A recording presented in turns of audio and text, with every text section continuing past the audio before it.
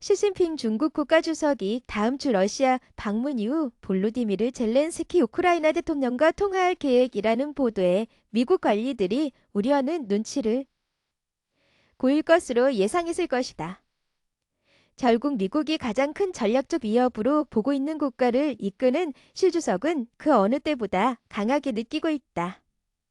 지난 며칠 동안 마오쩌둥 이후 가장 강력한 중국 지도자는 전례 없는 세 번째 대통령 임기를 확보했고 중동에서 미국의 영향력에 타격을 입은 시 주석은 씁쓸한 라이벌인 이란과 사우디아라비아 간의 외교 협정을 중개하는 데 도움을 주었다. 이제 그 성공에 용기를 얻은 시 주석은 우크라이나에 평화를 가져오려고 할 수도 있다. 만약 그가 러시아의 침략이 성과를 거두지 못하게 하지 않고 우크라이나의 유혈 사태를 막을 공식을 찾을 수 있다면 시 주석은 칭찬을 받을 자격이 있을 것이다. 젤렌스키 우크라이나 국민은 물론 미국과 동맹국들도 그러한 결과를 환영할 것이다. 하지만 이것은 모두 큰일이다. 이 회담에서 나올 수 있는 잠재력과 덜 분명하지만 중요한 결과들을 고려할 때 미국 정부가 이 소식에 다소 만족하는 것처럼 보이는 것은 놀라운 일이 아니다. 제이크 설리번 국가안보 보좌관은 미국이 시 주석을 설득해 젤렌스키와 대화하도록 노력해왔다고 말하며 환영했다.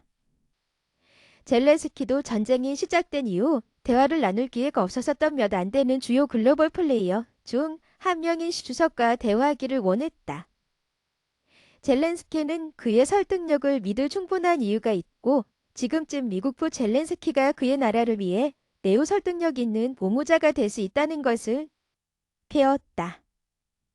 월스트리트 저널에 따르면 소집이 될 이 회담은 확정되지 않았지만 시 주석이 세계적인 정치인이자 평화 중재자로서의 지위를 높일 수 있을 것이다. 젤렌스키와 바이든 행정부 모두 이번 대화가 시 주석에게 다른 시각을 주기를 희망하고 있다. 결정적으로 그들은 그것이 중국이 러시아에 무기를 제공하기로 결정하는 것을 막는데 도움이 되기를 바란다.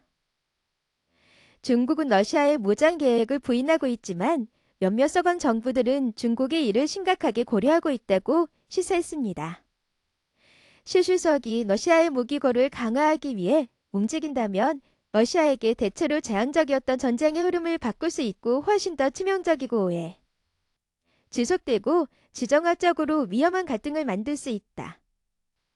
중국은 미국의 힘에 대한 대안을 제공할 수 있다고 세계를 설득하려고 노력해왔다. 우크라이나의 평화를 중개하려는 진정한 시도는 성공하지 못하더라도 책임 있는 정치인의 이미지를 촉진하는 데 도움이 될 수 있다. 미국의 관점에서 그 노력은 내가 이전에 주장했듯이 미국 외교 정책의 목표가 되어야 하는 시 주석과 푸틴 사이의 무제한 우정의 유대를 풀기 시작할 잠재력을 가지고 있다. 중국의 중동에서의 성공은 시 주석이 우크라이나에서 손을 내밀도록 격려함으로써 미국의 다른 목표에 잠재적으로 도움이 되며 이는 그와 푸틴 사이의 거리를 둘 수 있는 가능성을 열어준다. 그럼에도 불구하고 시 주석과 젤렌스키의 대화는 위험할 수 있다. 시 주석이 푸틴을 방문한 직후에 이루어질 것이다.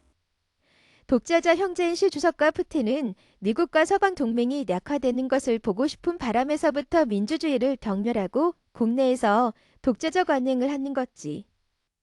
많은 공통점을 가지고 있다. 시 주석은 러시아의 패배 없이 전쟁이 끝나기를 원한다고 말하는 것이 타당하다. 시 주석은 통화에서 우크라이나가 영토 양보에 동의하지 않으면 푸틴 대통령이 중국 무기를 받기 시작할 수 있다고 젤렌스키 대통령에게 경고하였다. 시 주석은 러시아에 무기를 보내는 것이 중국이 비참한 코로나 제로 정책에서 회복하려고 하는 동안 중국에 대한 손상적인 서방의 제재를 촉발할 수 있다고 해도 기꺼이 그렇게 할 수 있을 것이다.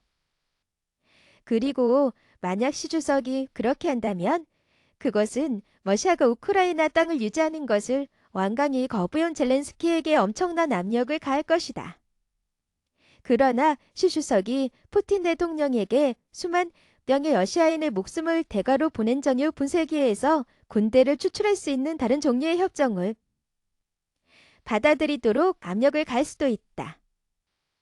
많은 사람들의 예상대로 러시아가 신속하게 승리했다면 중국은 아마도 중국이 대만의 주권과 마찬가지로 푸틴이 거부하는 친서방 국가인 우크라이나를 침공한 것을 개의치 않을 것이다. 그러나 그것은 사실이 아니었다. 그래서 몇 주 전 베이징은 우크라이나 전쟁을 끝내기 위한 10개의 평화 계획을 발표했습니다. 젤렌스키는 우크라이나에 대한 중국의 새로운 관심을 나쁘지 않다며 환영했다. 그 계획은 모든 국가의 주권을 존중한다고 요구했지만 그것은 놀라울 정도로 모호했다. 그것은 전쟁을 멈추기 위해 요구를 하는 것보다 중국이 세계로부터 원하는 것을 대략적으로 설명하기 위한 것처럼 보였다. 이 장문은 또한 냉전 사고방식을 버리고 나토를 의미하는 군사블록의 확단과 경제 제재를 중단하고 산업과 공급망을 안정적으로 유지할 것을 요구했다. 그것은 중국이 이 전쟁이 끝나기를 원하는 이유에 대한 분명한 신호였다. 중국은 적대 행위를 중단하고 평화회담을 시작할 것을 추가로 요구하고 있다.